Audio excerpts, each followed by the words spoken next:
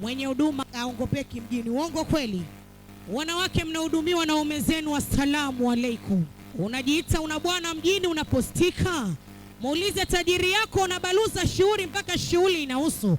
Matajiri mnaobaluza na waume zenu, assalamu alaikum. Wanawake minanali, wanawake maji ya kwanza, msolala sebleni kama midumu ya maji. Bwana Yesu asifiwe. Munaumiliki nyumba zenu, munaumiliki funguo zenu, munaumiliki wanaume zenu wenye huduma, assalamu alaikum. Tena mgeukie jirani yako, mwambie umebaluza sana. Mpaka dakika hii shughuli tunayo na tumetamba nayo. Jamani, nimepewa kipaza na MC wangu kiongozi tajili, mwanamke maji ya kwanza, seteteleka kimaisha, sio shida zake. Mashangazi mpo atupo? Timu mashangazi tupo atupo? Alafu kwa leo tunawabatiza ma DC, sio shida zenu, mutaitwa mashangazi.